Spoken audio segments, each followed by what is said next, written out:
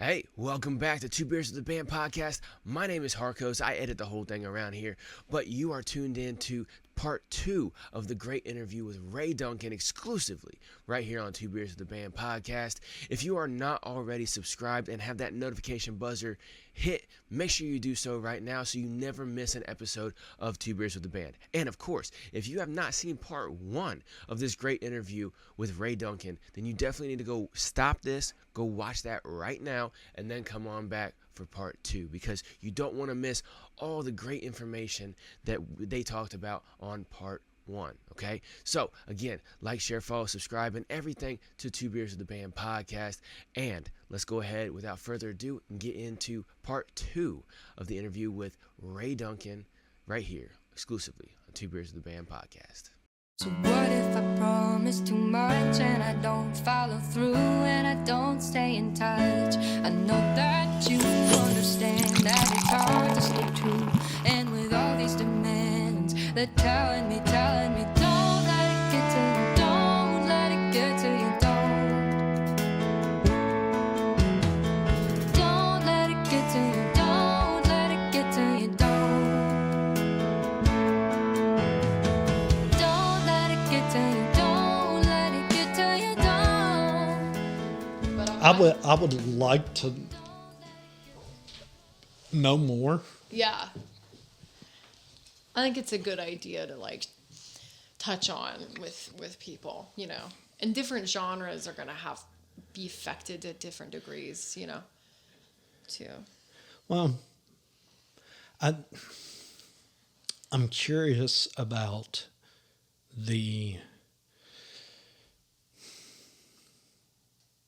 how artists deal with, I'm not going to say depression because that's not fair to ask, but Sure. maybe burnout, or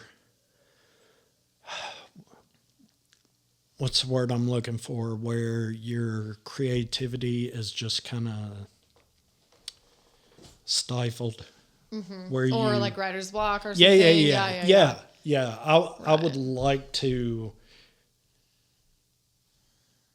address some aspects of mental health as writer's block, because honestly, I think it's probably what it is. I mean, unfortunately, you would, a lot of artists would say that, when they're not doing well is when they write. And then so that creates kind of a weird dynamic with oneself because we want to be writing. And so then there's a cycle that happens of feeling oh, I can't be a happy person and be a good artist. I know a lot of artists who feel that way. Why? I know. It sounds bad. It sounds bad, doesn't it? It sounds bad. Well, if you're not happy, how do you expect your audience to be happy? Or your fans or your followers, the consumer, how do you expect them to be happy? Now, I'm not saying all the time, but you know what I'm saying? If you're, based on what you just said, how can I be happy consuming your music? Well, think about Joni Mitchell put out Both Sides Now in 2 versions. So there was the early version where she's much younger and she sings it and it's very kind of typical early Joni, just really incredible, amazing, but kind of girlish and just sounds one type of way. And the lyrics of that song are very heavy, if you're familiar with that song. And she put it out again as an older woman later in her career with an insane string arrangement and probably many more years of her cigarette smoking, lower voice. And that version for me is it. That version is one of the most powerful recordings that exists to me.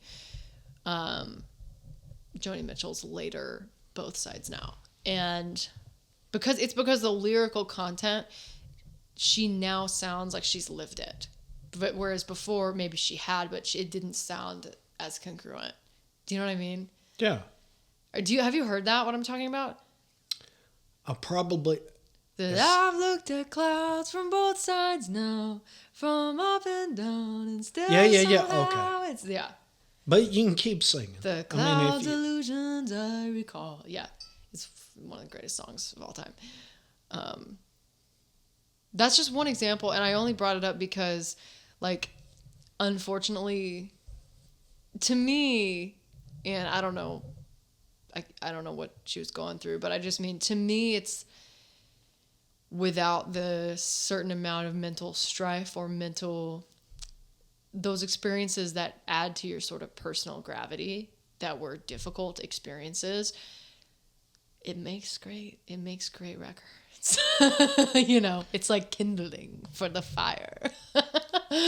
So, I don't know. What did you expect from this EP? You mean, what do you mean? Like from the recordings or from the reaction to it, or both? I'm going to say both, but when it was said and done, and it's fixing to be released into the wild, what was your expectation for the EP? I almost said record, but... That's fine. Well, I try not to have expectations because even though I've been doing music for most of my life, on paper, I'm still just at the beginning of my career, really. So, like, in terms of coming up from the surface or finding any kind of recognition or anything. So I try to keep my expectations just kind of realistic. You know, I try to just kind of set intentions and hold on to them lightly. And, you know, whatever happens, happens, and I take it in stride. So with the EP, I really had a feeling and a belief. I didn't think like, oh, this EP is going to break me. Like, I'm going to become, you know, well-known. I didn't think anything like that. What I did think was, okay, if the right people hear this, if it gets in front of the right people, I think that it could level me up in my career. That's what I thought. I just thought, you know, I believe in this project. I think these songs are more grown up and more fully realized, and they are together as a cohesive collection. It's the most sort of grown up stuff I've put out so far artistically, and the most ambitious thing I've put out production wise. And I just thought, you know, like, I believe in this project, and I believe that if people hear it, they will like it and they will want to get behind it. And that's proven true.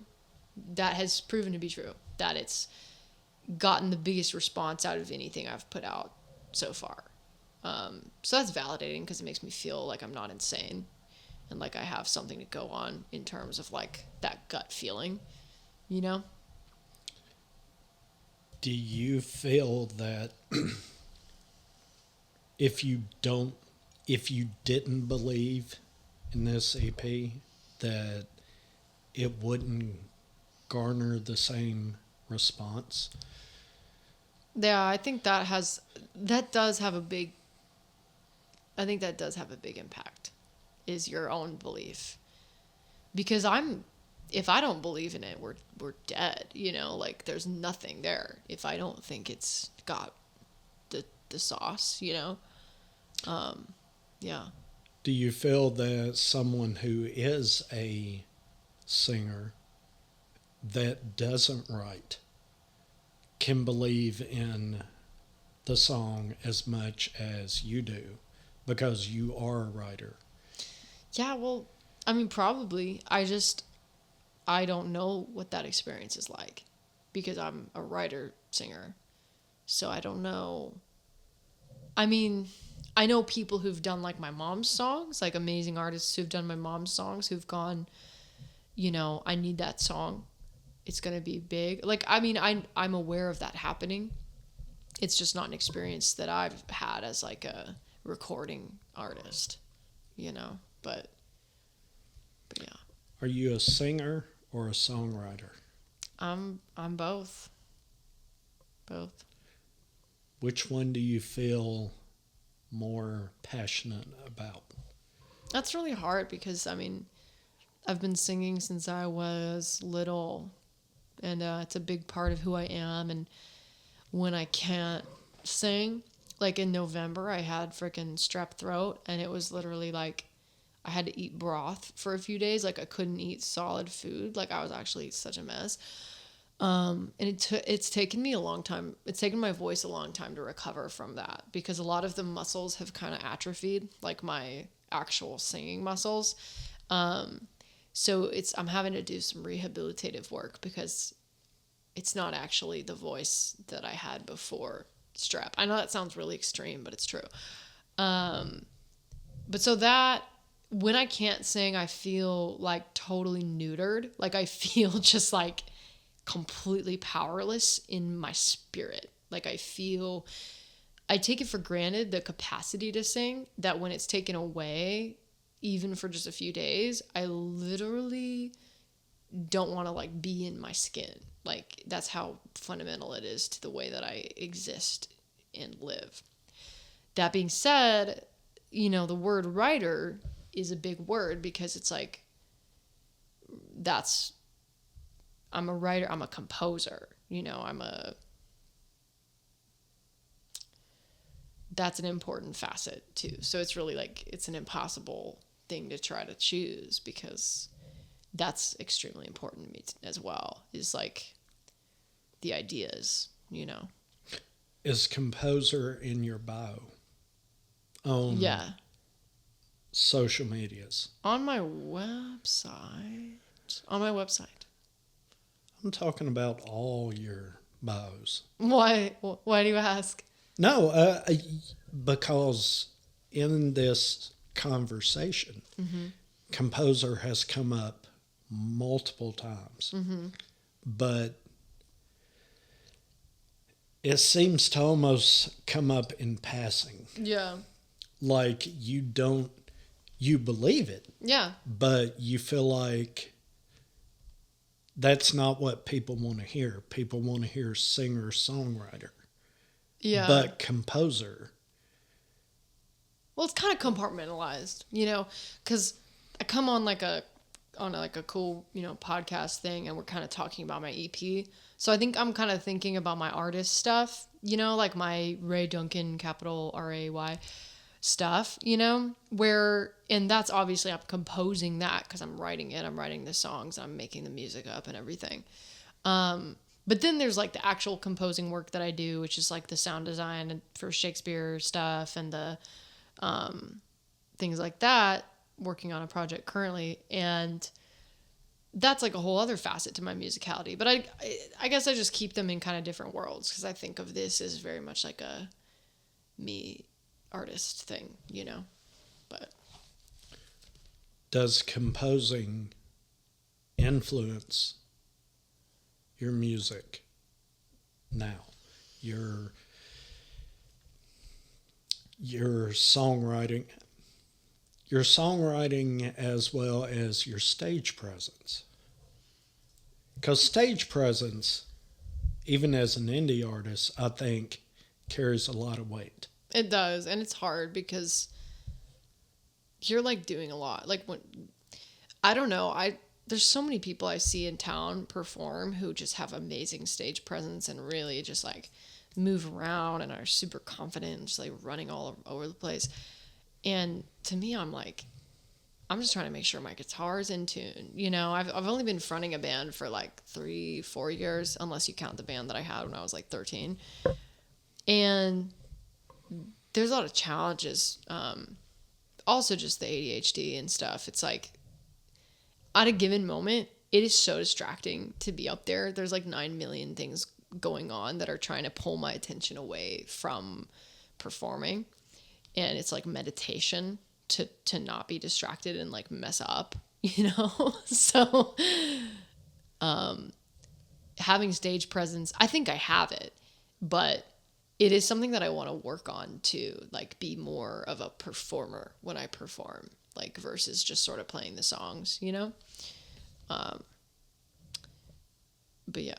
Who do you, I'm not going to say idolize, but who, as far as stage performance, who would you like to compete with? I'm not going to say mimic because I don't believe that's fair. Right. But you understand the question. Well, I mean, it's interesting because, like, you know, I would look up to the kind of like people doing it old school, like the rock and roll people, because a lot of the time I'm actually, you know, I'm singing and I'm playing guitar, or I'm singing and I'm playing piano. So that affects like the movement and stuff. A lot of the people, like really prominent, you know, pop artists and stuff now who are like winning Grammys and stuff right now, have all this like choreography and all this stuff going on, and that I think is really cool. But like, I don't think I would be doing anything like that even if I had the resources. As far as just like presence and overall pizzazz, I mean, I'm a huge fan of, I really like Chappell Roan. I think she's awesome. And bringing it back to like old school stuff, I mean, I don't know, the Beatles. You know, I mean, it's fair. It's fair. I'm trying to think, like, I mean, there's just so much, you know. Did you ever watch the Wolfpack live at Madison Square Garden video? It's on YouTube. Yes. Yeah, I love that video. Looks like they're having so much fun. It looks like they're having such a party on that stage. And yeah, I don't know. I saw Billy Joel and Stevie Nicks. I saw Stevie Nicks open for Billy Joel at Nissan down here, like last year or something. Was it Nissan or was it? I don't know, but they were here and it was outside and it was large. I bet that was a hell of a show. Yeah, it was absolutely nuts. Absolutely nuts. Just in terms of like pizzazz, and talk about, you know, both musicians like getting on in like years. But Billy Joel just hits all the notes. Like, he's just insane. He's just absolutely, like, you close your eyes and he's like 20 years old. It does not matter. Like, he's just that good. You know? Could you be Billy Joel? Could you put on That is my show? goal. That is my goal. Seriously. Yeah. What are you doing to reach that goal?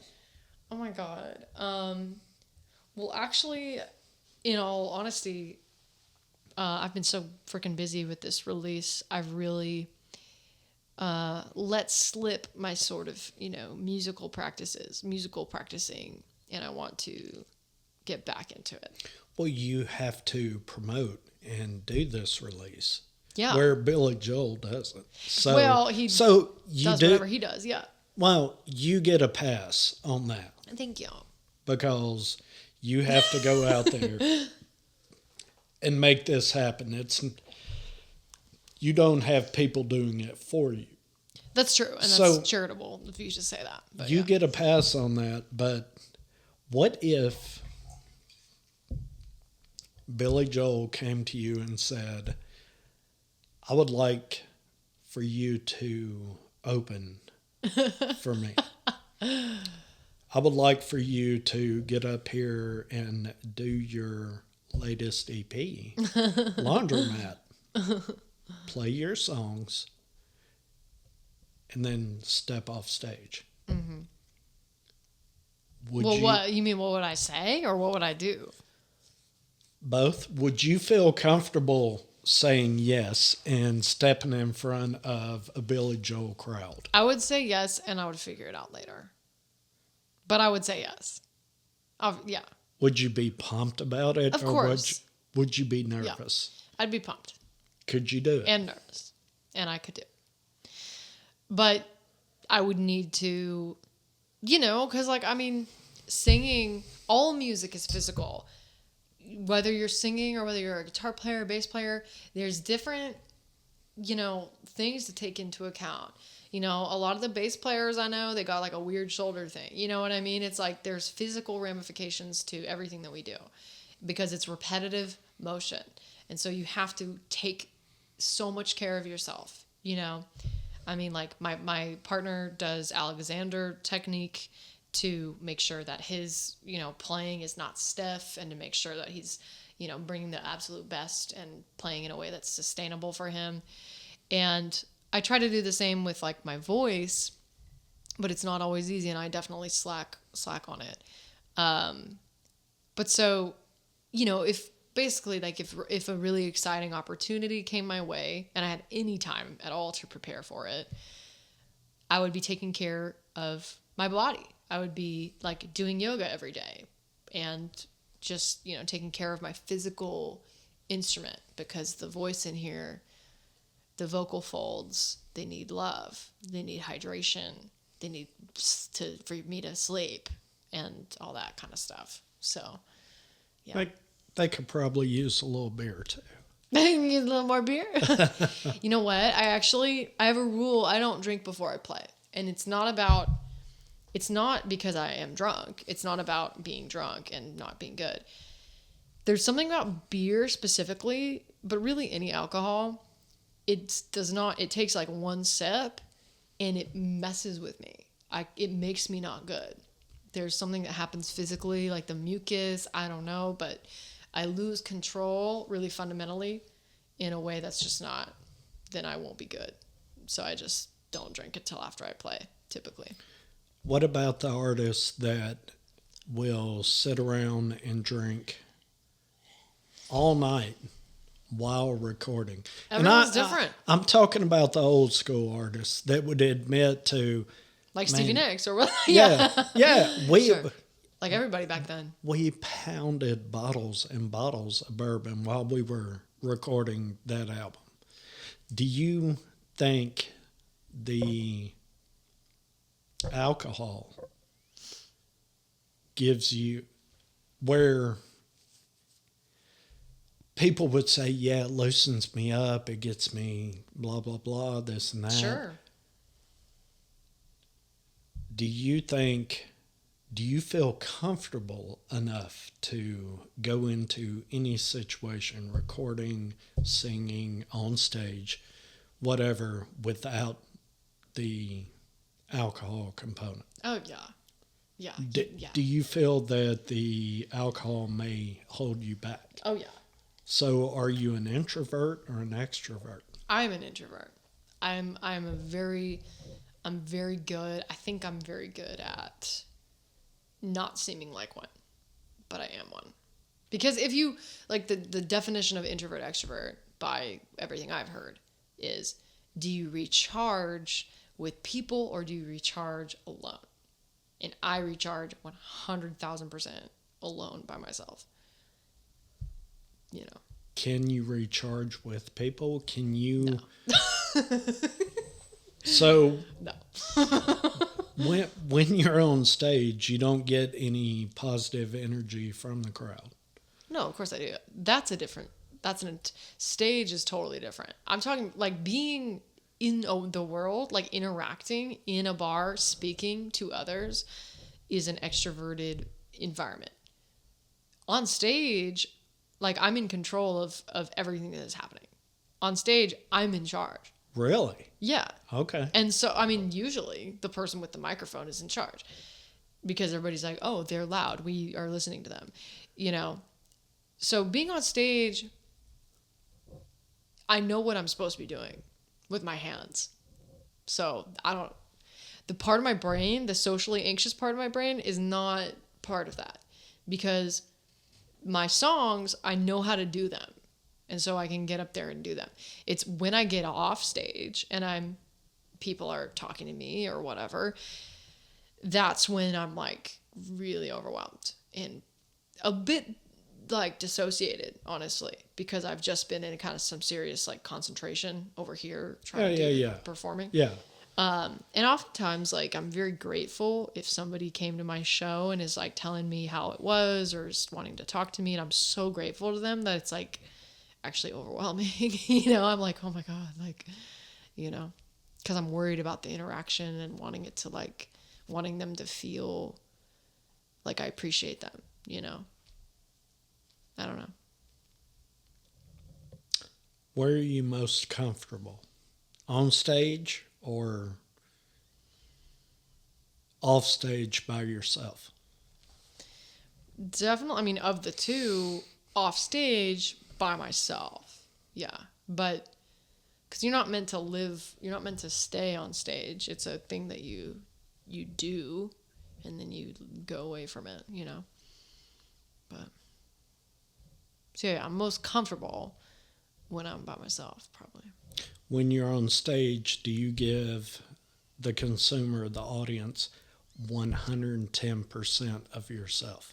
I like to say yes, but honestly, it depends. Depends. On what? Depends on the gig. Depends on, and it shouldn't, but it does for me. I would like for it not to, but some people are like, there could be 3 people there. There could be 1 person there. I'm going to give it 1,000%. I'm just like, I'd be lying if I said that. Like, if I'm depressed and I'm depressed about the gig, and I'm depressed about the turnout, I'll still do a good show, but it might not be the same show as if I was like playing to a packed out place, And that's just me being brutally honest. Well, no, that's yeah. Or if that's what I want. If the sound is really bad, like if the sound is just, if you cannot hear yourself, and if people are just really talking and not there to see you, and it's just like, I don't even mind if people talk while I'm playing, but if they're talking like really loud and it's really distracting and difficult, then that's disheartening. And then I can just get kind of in, like, I'm just kind of like, but yeah. What is the perfect day for Ray Duncan? Aw, that's a nice question. Perfect day for me, probably, wake up and go to yoga, come home, have a great healthy breakfast or something, and then work on music, like probably practice guitar, practice piano, practice vocals, just run through all my warm-ups and stuff. And then writing, whether that's alone or with people. Yeah, that's probably like my ideal day, is just like being able to be myself. And on my days off, like when left to my own devices, that's what I do. I do yoga and I play the guitar, or I scroll on my phone. I need to throw that in for honesty, but that's not part of a perfect day, but Well, playing guitar, is that something that is just similar to yoga for you, something where you can just open up and let things flow? Or do you play guitar to get better? Or do you play it and say, I need to find something different? I have this song over here that I've shelved, and I need to find the right guitar for this song. Do you ever think about the songs that you do have shelved? Yeah. And are there any songs currently that you have shelved that you really want to put out there? Yeah. No, definitely. I mean, there were a bunch of songs, that I wrote that are in the queue, technically in line chronologically ahead of this batch of songs that I just released. But for whatever reason, they didn't end up on this project. I have, I have a whole record that I want to record next. And then I have a bunch more songs that aren't going to be on that record. I have a lot of songs, but some of them get, as you say, get shelved because they don't feel like me. Like I might write a song as like a fun, like an experiment of like a genre experiment. Like I write a song that's really, really, really for another artist to do, like not something that I would hear myself even performing at one of my own shows. Why? You wrote it. But because it's intangible. It's like, nope, like this is a so-and-so song, It's like I don't even identify with it, but I'm proud of it because it adheres to like a certain form. It adheres to something that I've heard in the world that I'm like, I want to try that. I want to do my version of that. But it's not something that I would want to associate with my body of work. Does that make sense? It does, but it doesn't, because you wrote it. It came from you. Yeah. Okay. Well, would you write songs for other artists? I would love it if other artists did my song. I actually wrote Laundromat. I wrote Laundromat for like Rachel Price from Lake Street Dive. I wanted her to do that song. I could actually see that. Because the first few lines of that song came to me in a dream. And I'm not saying that to sound pretentious. I said this on the last time I came here, I think. Yeah. But so one of the things with Laundromat, the song, that was so funny is it's really rare.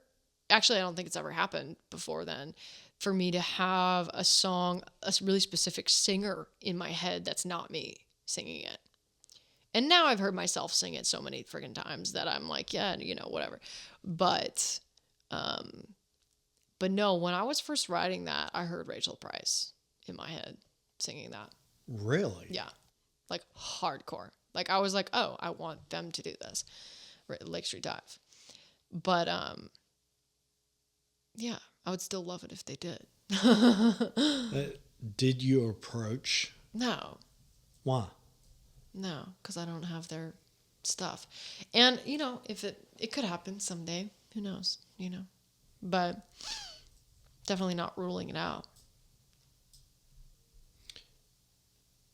But also I wanted to put it on this project, so that kind of eclipsed that. Well, thank you for doing that, because I enjoyed and still enjoy the song. And Thank you. I'm curious about, do you feel when you write a song and you have an artist in mind to sing the song, but you don't contact that artist to sing the song, or you don't push for someone else to sing the song, why do you not do that? Because these aren't people who just answer their Instagram DMs, like I can't really get to these people, and also even if I do know mutual people with some artists, which I do, my relationships are really important to me, and I'm hesitant to ask for favors. I'm hesitant to say, hey, will you play this for so-and-so who you know? Because I don't want the people who I'm close to, who have that kind of access, to feel like I'm only close to them because of that. Because it's just not true. And it would make me feel not good about myself. There's a time to do that kind of thing. And there's a time to not. My mom has gotten really notable cuts in the industry, and she got a lot of those cuts for herself, but she knew when to pick those moments and when to not. She knew when to be her own cheerleader and when to lay back and honor a relationship. Who do you want to sing your songs? That's the only one. I would love for anybody to do anything, but the only really clear one was for Rachel Price to do Laundromat. But other than that, there hasn't been like a super clear bell ringing like that for me in my mind. Because you write for you don't write for anyone else. Yeah, and like I do write for me. I mean, I feel like my song Friends could definitely be done by a lot of different people, but I don't have anyone specific in mind who I would like approach about it. But I feel like that song could definitely travel in that way. For sure. Who do you want to hear your music?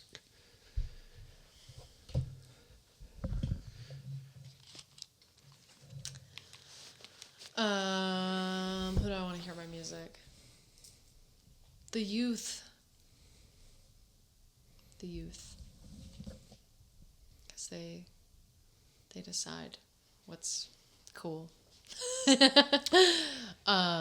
Rachel Price. Yeah, I don't know. No, that's valid. The youth, I did not expect. I honestly expected you to say Billy Joel. Billy Joel. No, I Yeah. mean, Did you see there was a review, one of the first reviews that this EP got compared me to Billy Joel? I was so like flattered by that. well, it's an interesting answer. Why do you want the youth? Well, because the youth are the trendsetters, man. Like the youth are who are relevancy. You know, I'm somewhat of a youth myself. But yeah, I don't know. I just, because the young people are who's here to deal with all this shit, you know? Like, they're the ones that are going to have to live with the consequences of everything in the world. So, might as well have some good tunes. I like it. I was not expecting that answer. Really? Yeah. Well, no, and I'm not ageist. I also No.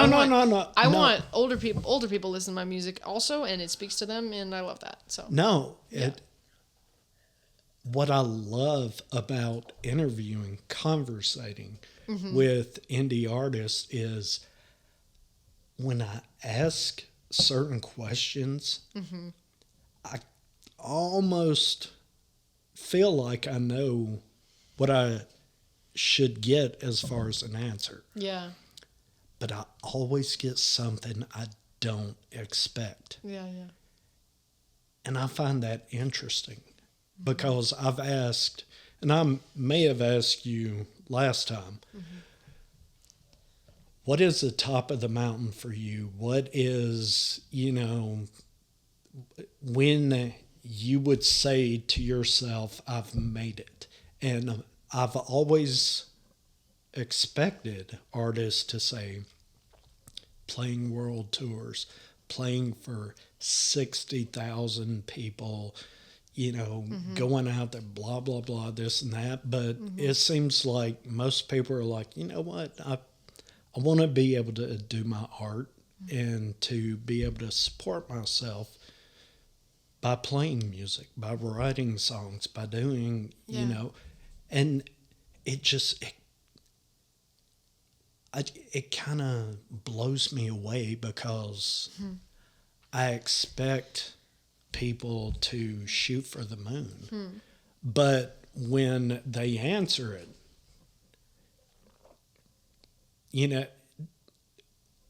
it seems like they're more concerned about the art over the money. Well, And yeah. when you said the youth, it struck me a little sideways, but you have such a valid answer. Thanks. Description for your answer. And man, you've hit me with a couple tonight I wasn't prepared for. Well, you asked some good questions tonight, man. I mean, yeah. And no, it's cool because I think you did probably ask me that last time about what I want, and my goals and stuff. And it's really great. I've been given this gift of people have been asking me that a lot more lately. And I've realized that I need to have an answer for that. My publicist said a really cool thing when I was talking to her about some stuff, and she kind of asked me something similar, and she said, like, well, it's like being, I'm paraphrasing what she said, but she kind of made an analogy, like if you're on a boat and you're headed in a direction, it's really important you have the exact coordinates. And if you're like a point off, you're going to go a whole other way. And that was really smart. She's really smart that she said that. And it made me want to think more deeply about the future that I envision for myself and the kind of life I'm trying to build and how to get there in small steps day to day, what I can do that's the next right thing, So yeah, I have thought more about what I actually want, What are you doing daily to reach that goal? Well, I'm really proud of myself for putting this project out and all the planning that it took and all the sort of like leaps of faith and obviously other people's like generosity. And I do think sometimes I'm like, that was all me. Like nobody made me do that. Nobody's behind me like telling me to do this stuff. I'm doing it. I'm like, the CEO. I'm the one going, well, what if these songs were an EP? And then like, well, when should I record this EP? And how am I going to get the money for it? What am I going to do? I'm the one steering this whole enterprise. There's nobody else. So I have to decide the choices that I want to make, So yeah, I have to think about like where I'm going and everything, But so to answer your question, what am I doing every day? Every day, I do the next right thing. And sometimes that doesn't have to do with music. Sometimes that is, exercising or meal prepping or making sure I'm fed, making sure whatever, But it's all these tiny little steps that add up to the bigger milestones, like this release or whatever, So if it's either, co-writing or booking a show or practicing my instrument or filming content, doing some type of thing that in my mind advances the cause. That's what I do on a given day, Is Ray Duncan a brand? I like to think so, but it's just funny because it's just me. And so it's kind of weird to be like selling my essence, but Would you consider yourself an entrepreneur? yes, but the word entrepreneur sounds like it's generating income, like a lot of it, and I'm not doing that. So I think I would consider myself an entrepreneur like once I started to get, right side up in the finances. But I guess you could technically define me as that. An entrepreneur has to build a brand before the income. Yeah, I mean, independent musicians are entrepreneurs by definition, I would say. We have to do all that stuff. And you're building your brand. Yes. Yeah, I mean, even down to having a logo, having a mailing list, having all that stuff, brand identity. Yeah, it's real. Those words make me feel icky.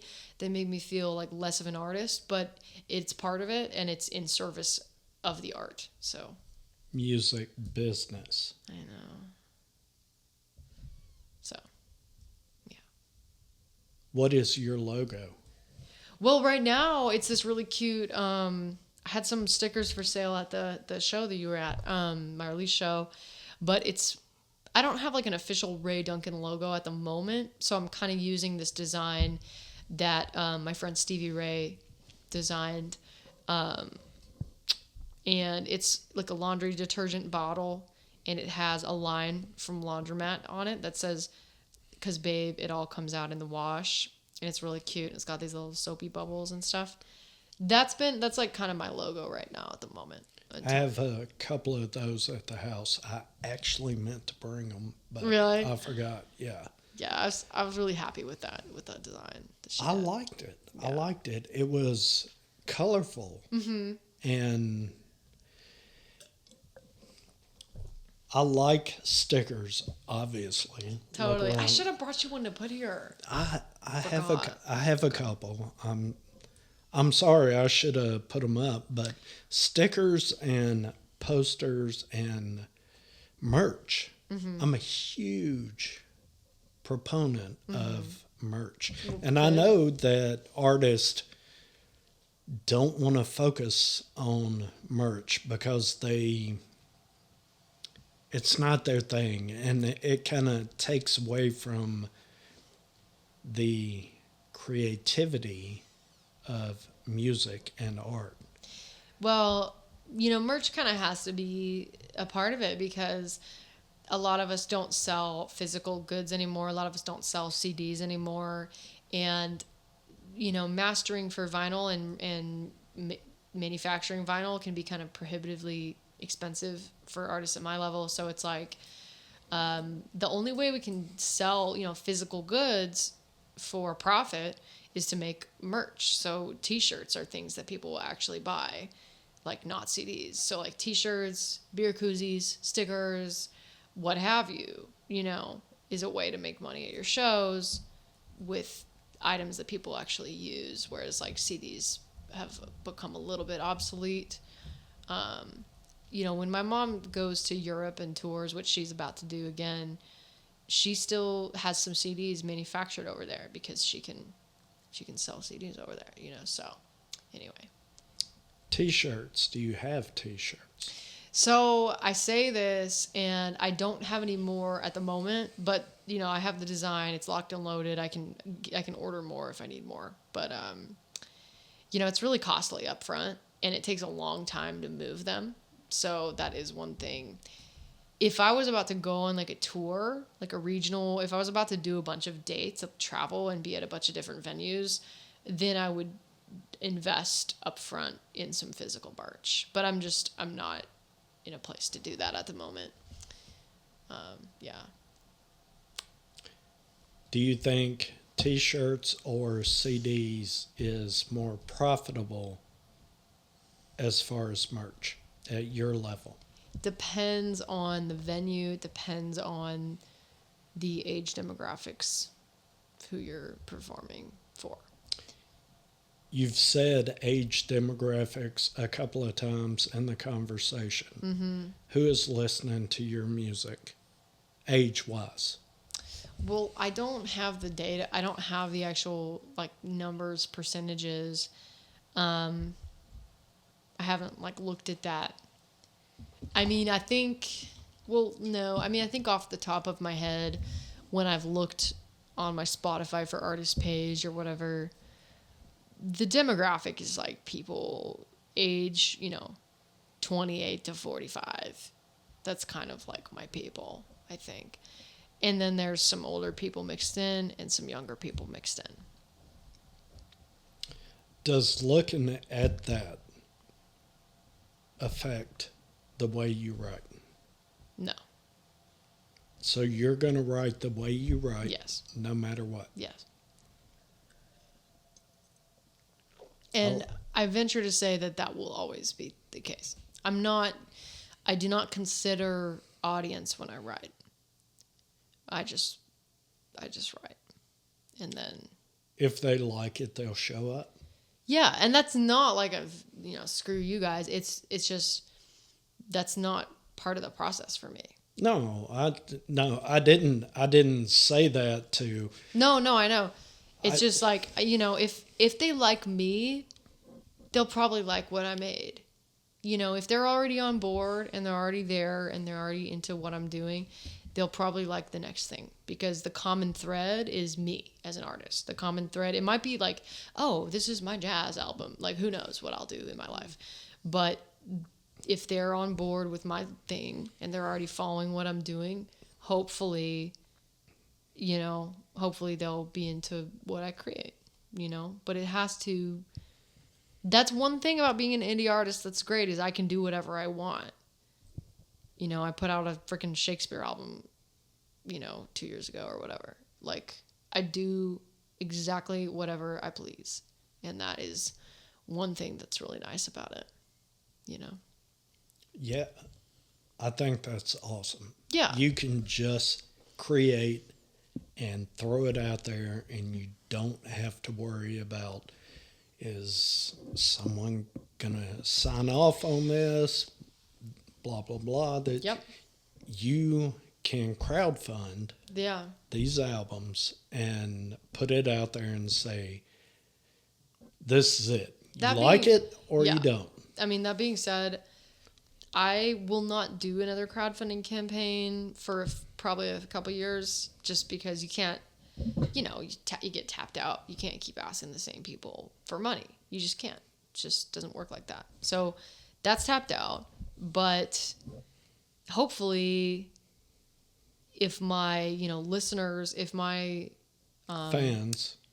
Yeah, I know. I feel weird calling them that. But yeah, if my fan base grows by, say, 2 or 3 times its size, then I could consider doing another crowdfunding campaign down the line. But I can't keep doing it to the same people because that's just too much. People got bills to pay, I'm not trying to be annoying, Because they've already all helped me. And it's all the same people until I get more people following me. I don't want to ask this. I don't want to do the same ask. You're not really supposed to do that, But what if they're willing to support you? Well, so I'll tell you what. My first crowdfunding campaign was like a $1,000 goal, which is a very small goal compared to a lot of campaigns. And I funded that. I raised that $1,000 in a single day. 1, because that's a small attainable goal relatively. And 2, it was my first crowdfunding campaign as a solo artist. And so because I'd never asked people for help like this before, my community was like really willing and really ready to do that, show up for me in that way. And the more times you do it, it's just inevitable. If people see you doing it over and over, they're going to be like, oh, she's asking for money again. You know what I mean? Like, I have Patreon. I have people who give me money every month. And so those are people who willingly raised their hand and went, we want to be a part of supporting you consistently and on a monthly basis. There's those people, and that's a whole different thing. But with the crowdfunding, you do need to be mindful of your timing, and you also need to be mindful of like world events. You need to be mindful of like the current state of the economy. Like, you could throw it out there, but it's kind of crickets unless you time it right and unless you're delicate about your ask. You know what I mean? Yeah. It's not about, I'm not self-conscious about the ask. It's just, I know I've seen how it works. And so I know that I don't think I could run a successful crowdfunding campaign again for a couple more years. I think that's just the way that it works, But I'm very grateful for the ones that I've done so far. What is the difference between a listener and a fan? I don't know. Listener and a fan. I mean, like, I guess a listener is somebody who adds you to a playlist and maybe doesn't go check out the rest of your catalog. Like, a listener is someone who has encountered your music in the world but might not be as curious about you and what you're doing overall. And a fan is somebody who like actively like engages with your platforms, like on social media. I think a fan is somebody who's interested in you personally because your art spoke to them. That's just off the top of my head, I think. How do you make a listener a fan? Well, I think it comes down to taste. I've had some interesting, like, when I put the live video for Used to It on YouTube, the first couple comments on it were really positive, and it made me feel so good and seen because these are total strangers who don't have any preconceptions about me. And a couple people said like really nice things. And I was just like, dang, you know, like they didn't have to go on there and say that, but they did, you know? So I don't know. I think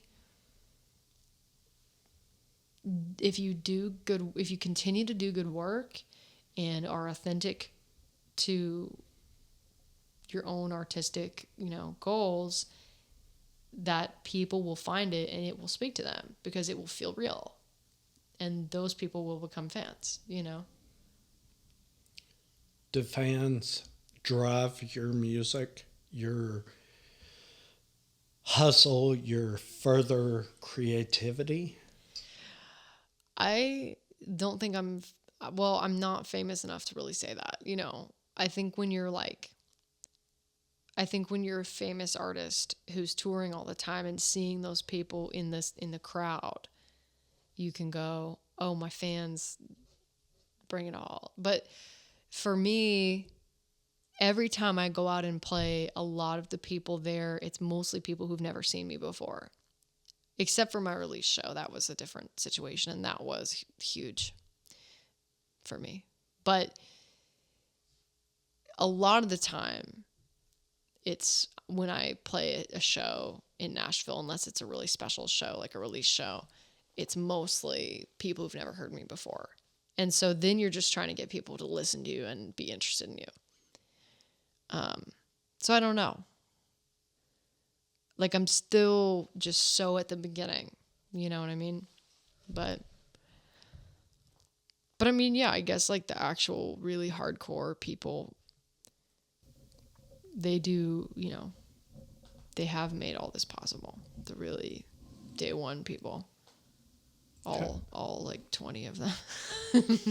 Well, how are you building your brand? I don't know. I mean, I sort of have a loose posting schedule. I mainly focus on Instagram. I just don't do TikTok. I just don't care about it. I just refuse. So I kind of have the two pools. I have the Instagram pool. Well, I have Instagram, I have Facebook still, and YouTube. And all three platforms kind of have different, you know, benefits. And YouTube is where like people who really don't know me at all and aren't connected to me socially in the world, total strangers, find me on YouTube. Instagram is where I connect with more of my like peers and like my musician network. And then Facebook is sort of like an older demographic and like more people from home and like that sort of thing. So. Do you feel like building your brand is,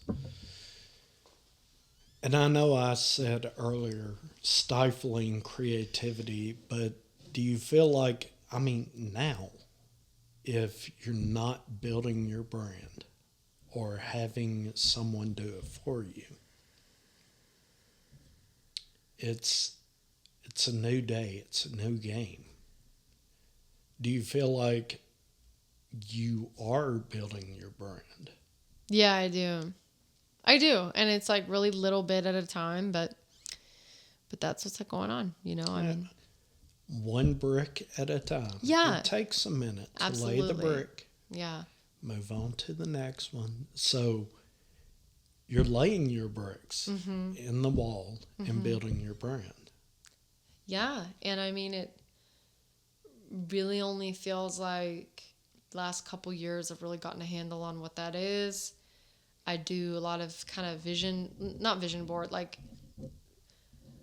I make lists on my Google Docs about, you know, I write ideas for, you know, content for little sketches, you know. I think I'll just write random words. I'll do word association, like what words do I associate with my brand, etc. I do all that stuff, you know, just to get my head around it. And that's helped. Do you build your brand daily? No. Why not? Because there's not enough time in the day. I have other shit to do. Well, no, seriously. What is that other shit you have to do? Everything else. Be a person. Have a straight job. Pay the bills. Go to yoga. Make my bed. Wash my sheets. Meal prep. The hustle. Go to Kroger. I mean, like... the hustle. That I wasn't putting you on the spot. Yeah. I'm saying the hustle Yeah. of daily life. It's enough. An indie artist is, boom, boom, boom, boom, boom, boom, boom, boom, boom. Someone always wants something from you, be it your job, My soul. your soul, My soul. you, other bandmates. Someone is always pulling. So I call it the hustle. I totally agree with you on that. Yeah. So I know I asked you earlier, what is the perfect day for you? What is the average day for you? That's good. Well, average day is usually spent, Needs to be your next song. average day. Well, I have a job. I work at a general store, like a little bodega. I only work there like 3 days a week, but so sometimes I'm there. Yeah, usually I'm like try to fit in some type of exercise. Usually it's yoga. Sometimes it's running. Just something because that's good for my head. I've got like a composing gig that I'm working on, and so that is taking up some time right now. And really, it's funny. My life is kind of chaotic. Like, I don't really have like a routine at the moment. Like, I kind of just bounce around. I don't really have an average day at the moment. I'm a little bit like all over the place. Not as routine based as I've been at other points in my life. But I'm kind of okay with it. I'm kind of just like bit bopping, like a little pinball, bouncing off of stuff. So is a routine day something you want, or are you happy with the pinball?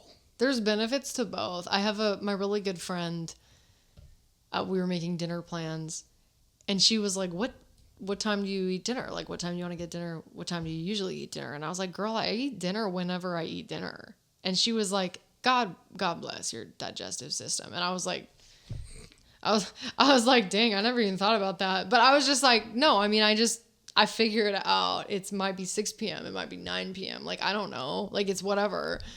I'm not one of those people who's like sits down like 5 or 6, have my dinner. Like, that's not the way that my life is structured, Are you okay with it? Yeah, for now. Maybe not later on, but right now it's fine. Would you like your life to be structured? Listen, the only structure in my life is I need to eat every 2 hours or I'm really bad. Hangry. No, like that's not even the right word for it. Like, I need to eat every 2 hours or else shit is going to burn down. Like, shit is going down. So that's the structure in my life is my blood sugar schedule, and that's about it. Really. Everything bows to that. Lots of little snacks, lots of little nuts and raisins and things. Juice. I like juice. What is an indie artist life like? When they move to Nashville, because they are going to make it big. Manifesting. What should they expect to encounter? Or how's their life going to change? How did your life change when you came to Nashville and said, I'm going to do music. Music is my life. And then all of a sudden, life happens. Well, look, I mean, I love it here. Well, I'm talking about the grind, the hustle. Okay, What well- should someone expect from the hustle? Expect to know how to work at a restaurant. Expect to learn your table numbers at a given place where you work at. Seat 1, seat 2, seat 3. Well, expect to work doing something else. You have to. Unless you have a trust fund or something, yeah. And, I don't know. But, Do you think the grind has made you appreciate the success that much more? absolutely. Because of the grind, do you push harder in your music? I don't know. I don't know. It ebbs and it flows, because I only have so much stamina. It's a marathon, not a race. It's like there's times where I'm super freaking neurotic and I'm like messaging. Like, I don't like, sometimes I message like a million venues, and I'm like trying to book shows. And then I get calls back from these venues and I'm like, oh, I did that when I was really neurotic. You know what I mean? Like, I'll be like, oh, I did that when I was like feeling ambitious, I get on a thing where I'm on my computer or I'm on my phone and I'm like, we're going to do all this stuff. We're going to apply to these contests. We're going to do this. We're going to do that. But it ebbs and flows. I'm not always like that. But I get a lot done when I'm like that. So I take advantage of those times. And then the other times I get the emails back that are like, hey, you inquired about playing at blah, blah, blah. And I'm just like, oh, God, yeah, I forgot about that. It's just, future me and past me. It's like we have a deal. We have a thing together, So past me sets things up for future me. And then future me wakes up and looks at the calendar and goes, oh, fuck. That's kind of how it is. So... Who wins out? Future me? We all do. The whole corporation. The whole LLC. We all win because it's to advance our cause.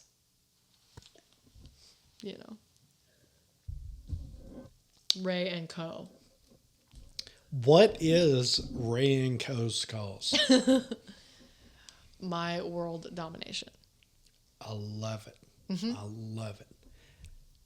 How are you going to dominate the world? Well, it's busy like dominating itself right now, honestly. But Well, I'm when all that aside, when it finishes, how are you going to take over? And it's not going to be Earth. It's going to be something else. Planetary nebula. Right. No, it's just, starting small, putting out a project, hiring PR, getting positive reviews for the first time in my life. I've never really gotten any reviews from like professional, legitimate publications, like reputable publications really in my life. So just getting some pull quotes that are like really positive and really reflect the project, and then running with that. That's I've already done that. I've done that now. So the next thing is like, okay, record the next record, record the next record, blah, blah, blah, play festivals, figure that out, and that all happens so far in advance. It's like you already have to be emailing so-and-so, you already have to be doing all this stuff. So it's like a lot of it is just scouring the internet and looking at like dates to apply to things and making sure you don't miss those dates and making sure you have all your ducks in a row that meet these like criteria for these submissions. Sometimes it costs money to submit to things. You have to have the budget for that ready to go. all of that stuff. But these are all these little teeny steps that are pointing me the next right thing, you know? So that's all I can really tell you, you know? Like, I'm just every day thinking of a way, you know? I've read some reviews on your EP release. Thank you for reading those. Those people are so much better at questioning and than I am. No, I But wouldn't say that. when you read those reviews and people are, I don't want this to sound the wrong way, but when they're blowing smoke up your ass, how do you feel about it?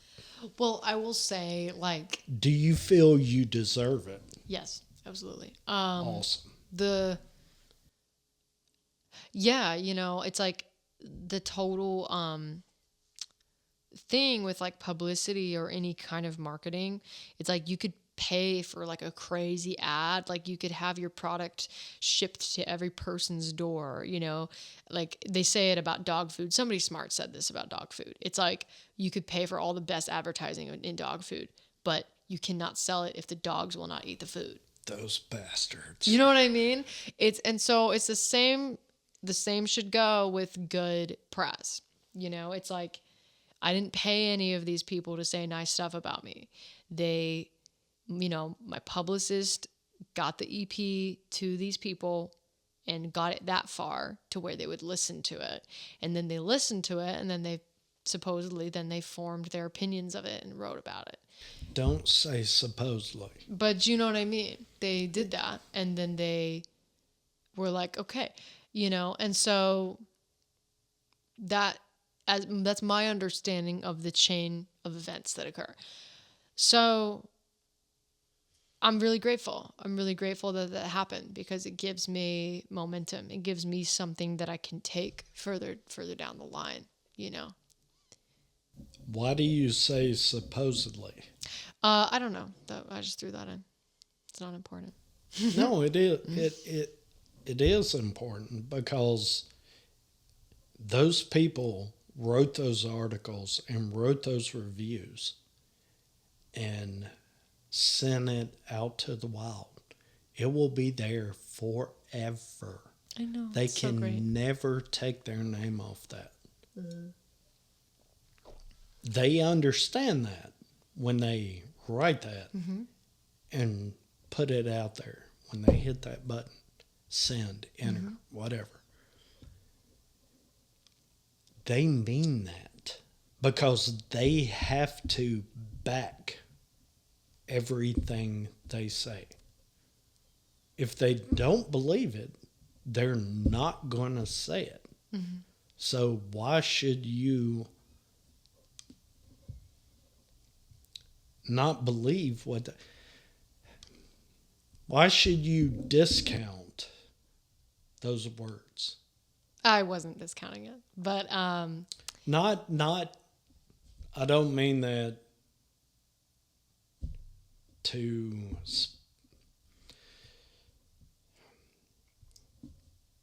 you.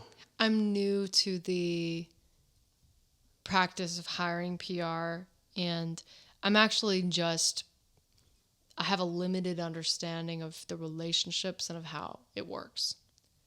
And so I was just, it's my understanding of how it works. But I was only softening it because that's just my understanding of it. But I'm not actually inside of it seeing the way that it works, if that makes sense. Well, don't get inside of it. Let them do their job. You do your job. What is your job in building the brand, Ray Duncan? It is writing the songs, being myself. Who are you? This is too deep.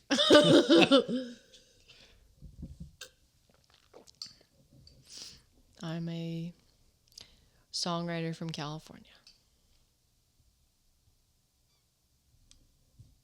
I mean, songwriter from... I'm a songwriter from California. That's the first line of the paragraph. What type of songs do you write? Miss California. Well, I mean, you've heard my songs. Yeah. You know my songs. Yeah. I'm just saying, you're a songwriter from California. Mm-hmm. Do you put your heart and soul in your songs? Of course I do. Of course you do.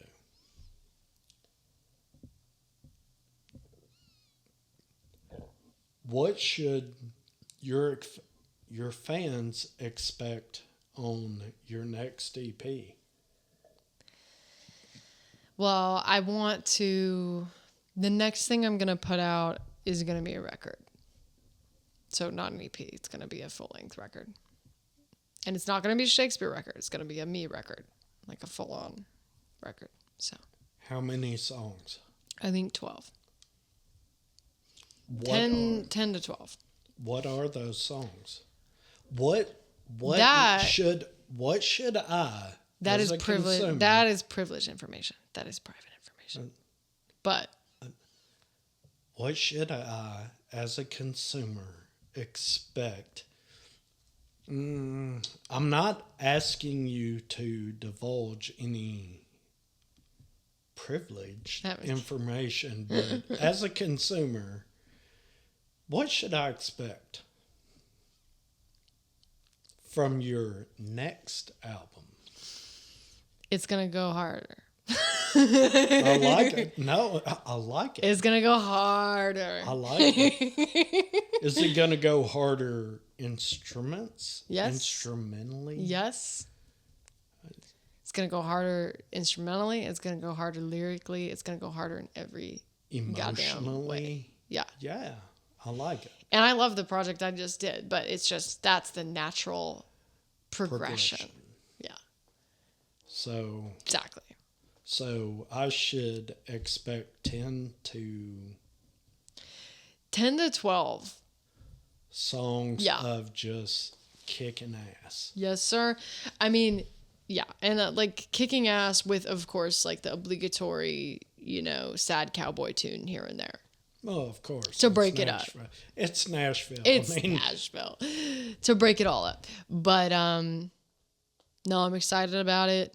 And I have resources available to me now that I didn't have available to me when I was recording Laundromat. I have more access to professional studio time at free dollars, less dollars. I have more resources available to me. And so I'll be able to take my time a little more and kind of flesh things out, So that's the way. Earlier, I asked, how are you? Yeah. How am I? Yeah. Today I'm really good. And it's different day to day, but I am at a good place. I'm at a good place because I just put out this project that's really important to me and it's getting a nice response. And I played my release show and I had a good turnout and you came and I really appreciated that. And I'm feeling like my hard work is paying off and I'm really eager to look at what's next, but I'm also trying to be present and appreciate the moment that I'm in right now. So yeah, today I'm good. What about tomorrow? Tomorrow, we don't know.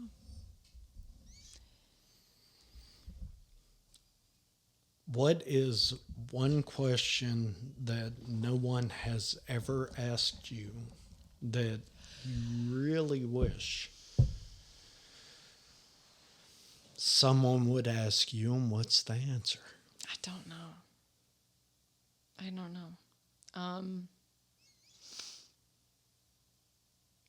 That's a really interesting question.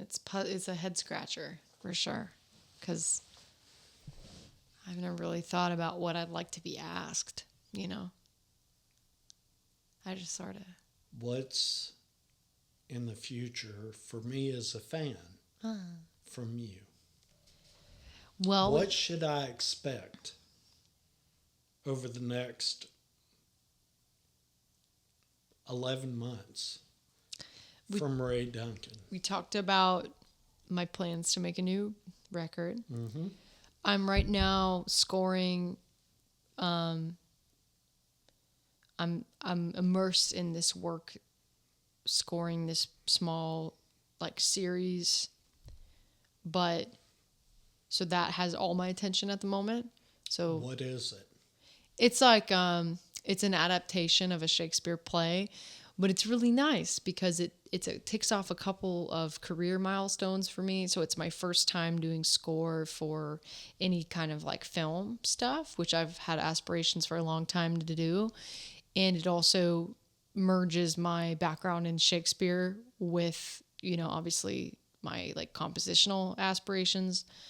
But I'm working on that at the moment, and that is taking up a lot of my, you know, time and creative bandwidth. So I went straight from, you know, the release of the EP and everything, and I dove straight into this project that I'm now working on. So, yeah. Where can I find that? That I don't know, and it won't be out for a little bit.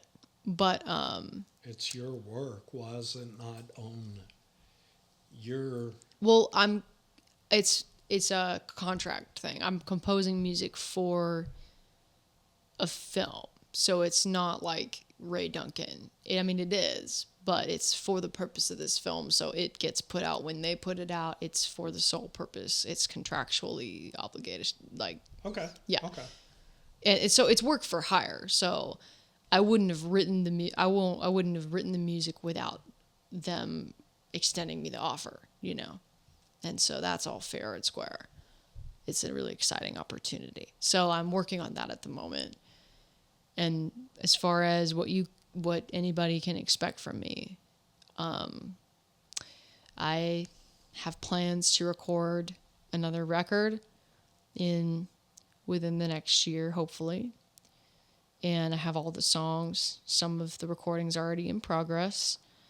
And it's just a matter of having the time and going from there, kind of deciding how I want to go about it. How hard do you work on Ray Duncan? I'm pretty hard, but I think I could work harder. Why don't you? It's a great question.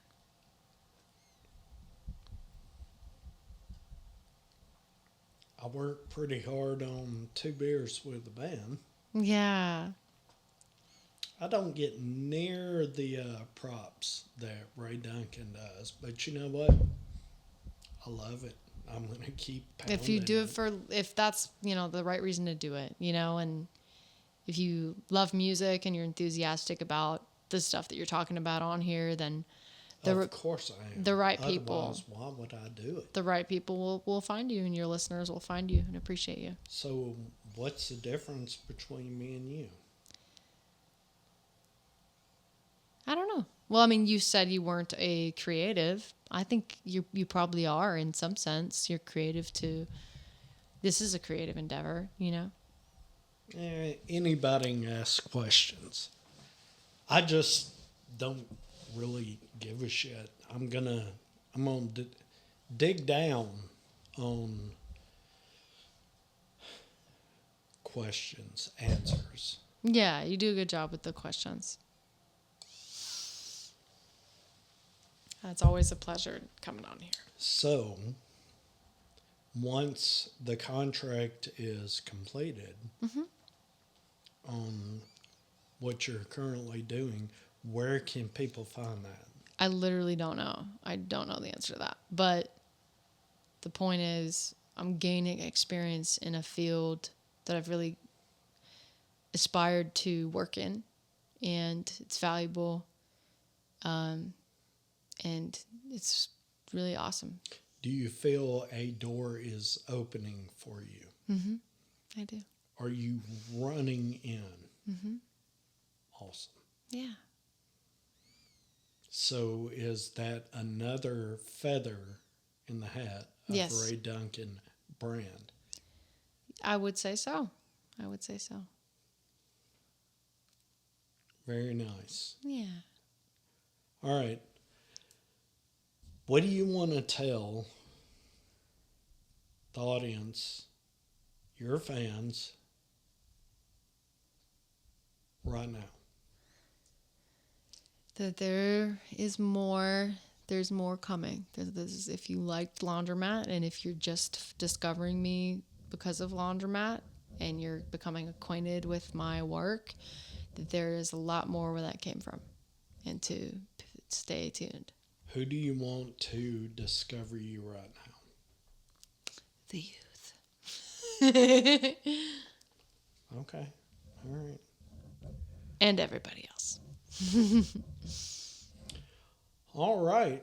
Ladies and gentlemen, I hope you enjoyed this conversation with Miss Ray Duncan, and I hope you learned as much as I did. And we will see you next time. Don't make it till you don't.